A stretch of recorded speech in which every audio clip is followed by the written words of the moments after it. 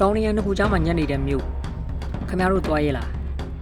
မြေပြိုမဲ့ရေကြီးမယ်ဆိုတဲ့ကြောက်စိတ်တွေထက်ပျော်ရွှင်မှုကိုဦးစားပေးထားတဲ့ရန်ရှင်းမြို့လေးကိုကျွန်တော်တို့ဒီနေ့တွားကြည့်ကြပါမယ်ဒီမြို့လေးမှာနေထိုင်စည်းကဘလောက်တောင်တက်တာလို့လူတွေကမပြောင်းမနေကြတာလေ2026မှာလူပြောအများဆုံးဖြစ်နေတဲ့တရုတ်နိုင်ငံရဲ့ဒီထူးဆန်းတဲ့မြို့ချောင်းကိုကဲစားလိုက်ရအောင်ဗျာ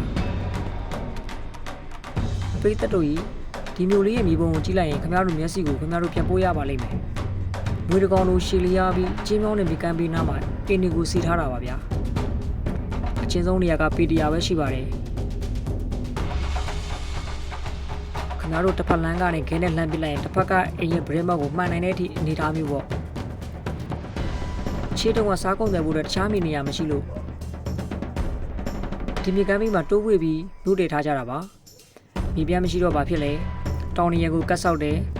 မြစ်ထဲကိုတိုင်တွေစိုက်ပြီးစောက်ကြတယ်ဒါကြောင့်ဒီမျိုးလေးကိုမြင်ရတာတကယ်ကိုအမကန်စိတ်ကူးရင်ရုပ်ရှင်တွေကအတိုင်းပါပဲကမ္ဘာနဲ့ခီးတဲ့ YouTuber တွေကတော့ဒီမျိုးလေးကိုရောက်တဲ့ကပါဆက်အဟောင်းသားဖြစ်သွားကြပါတယ်။ဒီမှာကြောက်စရာကောင်းနေပေမဲ့လူတွေမှာ shopping mall တွေစိုင်ကောင်းတွေနဲ့စီကားနေတာပါ။အမကြီးကတလန်းနဲ့ရှိနေတဲ့ဒီလမ်းပေါ်မှာလူတွေကသူတို့ဘဝကိုအတိတ်ပဲရှိရှိဖြတ်သန်းနေကြပါတယ်။ဒေသခံတွေကလည်းအရင်ပေါ်ယူကြပါတယ်။သူတို့ကမျိုးကြီးတွေမှာလိုက်ပြန်ဆိုင်မှုတွေမရှိပါဘူး။ညနေဆောင်ရင်လက်ဖေးတောင်းမယ်။စကားပြောမယ်သူတို့တက်တော့ဒီတောင်ကြားလေးရကဘာအောင်မှာအလုံးစုံဆုံးနဲ့အပျော်ရှင်ဆုံးနေရာတစ်ခုပါပဲ။ဒါမဲ့ပရိသတ်တို့ကြီးအကြောင်တရားဆိုတာတကယ်ရှိတာပေါ့။ဘူးရမ်းရွာရင်မြေကြီးကဒေါသကြီးတက်လာကြတယ်။မြေပြူတာတွေလည်းခဏခဏပါပဲ။ခင်ဗျားတို့ဆိုရင်ကြောက်လို့ပြေးမိပါပါ။ဒါရင်မဲ့ရန်ရှင်းသားတွေကတော့မတုံ့လှုပ်ပါဘူး။ဒါငါတို့အိမ်ပဲဆိုတဲ့စိတ်လေးနဲ့ဘူကကွန်အန်ဒီရဲ့ကြားမှာပင်ပြုံးလေးနေထိုင်ကြပါတယ်။တကယ်ကိုလေးစားစရာကောင်းပါတယ်ခင်ဗျာ။ရန်ရှင်းဆိုတာချင်းမောင်းတဲ့မျိုးလေးပါပဲ။ဒါပေမဲ့ဒီမျိုးလေးကတော့သင်္ကန်းလက်ကတော့ဘလောက်တော့ခက်ခက်အခြေအနေမျိုးမှာပဲဖြစ်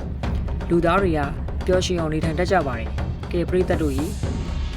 ကဲပရိသတ်တို့ရောဒီလိုတင်မင်းနဲ့ရှင်နေရတဲ့မြို့မှာအလကားပေးနေရောနေရကြလားကောမမှာရေးခဲ့ပြီးလို့ရပါတယ်ခုလိုစိတ်ဝင်စားစရာဗီဒီယိုတွေအမြဲတမ်းကြည့်ချင်တော့ကျွန်တော်ရဲ့ channel ကို like and subscribe လုပ်ထားဖို့မမေ့နဲ့နော်နောက်ထပ်ဗီဒီယိုလေးမှာပြန်လည်ဆုံတွေ့ကြပါမယ်အားလုံးမင်္ဂလာရှိသောနေ့လေးဖြစ်ပါစေအစီအစဉ်ဒီဆက်သူကျွန်တော်တီဟာပဲဖြစ်ပါတယ်ခင်ဗျာ